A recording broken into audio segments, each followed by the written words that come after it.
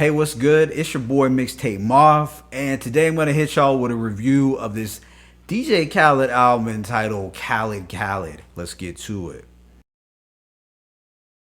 Alright, so this is DJ Khaled's 12th studio album. Now, I'm not even sure why I gave this project a full listen. It's probably out of habit. I feel like I've been conditioned to sift through all the lackluster songs on Khaled albums just to find one or two good songs. And this has been a regular theme with his projects for quite a while now. He has a pretty predictable formula. You're gonna get the blockbuster features, oddly placed collaborations that don't make much sense, and overuse of well-known samples that fail to do any kind of justice to the originals, and a few bangers here and there. But the one reason that I decided to give Khaled albums a chance in the first place was after hearing the Nas, Scarface, and Primo song Hip Hop from his 22 album. That was like the one incredible song in his discography. He's had a few other highlights here and there, if I'm going to be honest, but I do recall liking several songs from his 2016 Major Key album. However, each one of his albums has gotten progressively worse since then. So this new project, Khaled Khaled, contains 14 tracks and lasts a total of 53 minutes. But with that being said, let me go ahead and give y'all this track by track breakdown. The opening song, Thankful, features Lil Wayne and Jeremiah. I'm not too surprised to hear the No Love in the Heart of the City sample. Now, I suppose this could have been worse, but still, I don't plan on revisiting it. I think this was a pretty average and predictable way to kick things off. Track 2, Every Chance I Get by Lil Baby and Lil Durk, is a straightforward banger produced by Tay Keith. It manages to be one of 4 decent songs on the album. Lil Baby has some lines that stood out. Youngest in charge, I speak for the streets, I was not enough, they woke up a beast, struggle what made me, we used to have water for dinner, we didn't have nothing to eat. He said water for dinner? Damn, now that's some extreme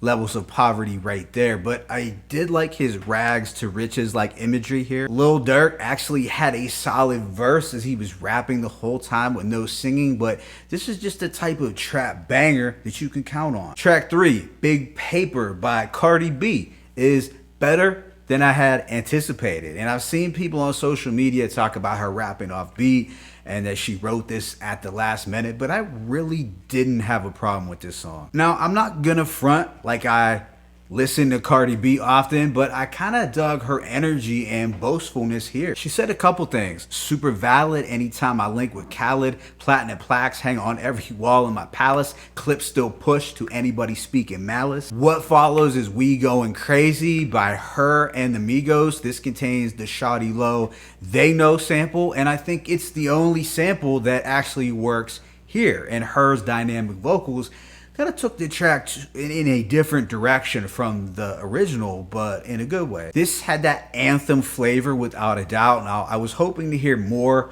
from the Migos, but they sounded decent enough while only appearing on the last minute of the song. Track 5 is I Did, featuring Post Malone, Megan Thee Stallion, DaBaby, and Lil Baby. So I can't give you a breakdown of this track to keep it a buck because I refuse to listen to it because Post Malone's on it. There are like 3 artists who I refuse to listen to at all, and those are Tekashi, Yellow Wolf, and Post Malone. So basically, I refuse to listen to snitches, racists, and culture vultures. Sorry, not sorry. Right after is the Let It Go featuring Justin Bieber and 21 Savage. While this beat isn't bad at all, I never could get into Justin Bieber's singing, so this record was kind of painful to get through. And I actually like 21 Savage, but there was no way he could salvage this one. Then there's Body in Motion by Roddy Ricch, Lil Baby, and Bryson Tiller. Look, it's not awful,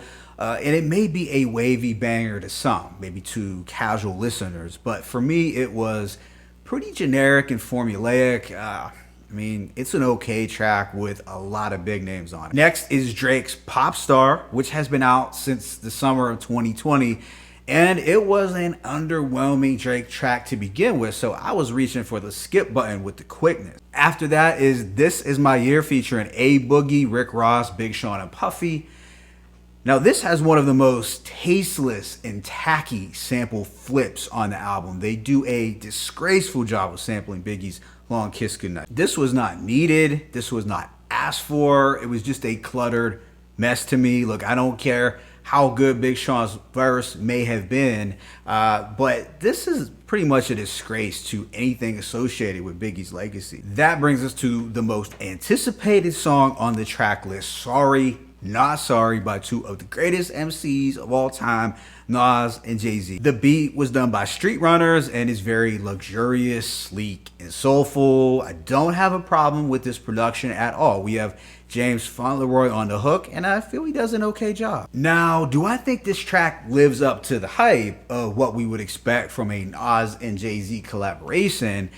No, I don't think so, as I prefer their collaborations like Black Republicans and Success over this record, but it's still a solid song at the end of the day. I think it's safe to say this is the best song on the album. However, I don't have this at the level of the Nipsey and John Legend song from Khaled's 2019 project. We get some big boss talk from both Nas and Hove, each land a contemplative line or two, but the bulk of their verses contained entrepreneurial brags. Nas raps, winner in life, fuck a coin toss, I'm coin based, basically cryptocurrency Scarface. Okay, so I think on one level the crypto reference is very relevant right now for a lot of people, myself included. It shows Nas' evolution from hustling on the benches to being this savvy investor with a diverse portfolio. So I definitely am not going to hate on that. But on the other hand, it's just an okay line from Nas, if we're being completely real.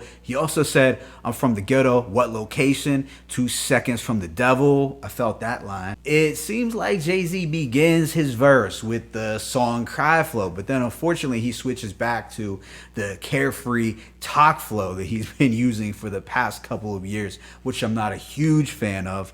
I'm a project baby. Fuck y'all expect from me. America's disrespect for me. You killed Christ. You created religion unexpectedly. Okay, that's pretty dope. But I think the bar, unfortunately, has been set so low for Jay-Z's social commentary and spiritual references that whenever he's sounding, remotely deep at all, it's going to be highly praised. And I'm trying not to be cynical. This is not me hating, as I consider Nas and Jay to be two of the best whoever did it. But, this song is just solid to me. It's good. But I'll say this, if you want some mature, polished, and grown man music from these two rap gods, then you will likely love this record. So the rest of the album is pretty much too terrible and too tedious to even review, but I'll touch upon a thing or two. Justin Timberlake sings on top of the Ghostface All I Got Is You sample, and it's pretty painful to even have to associate Justin Timberlake with that classic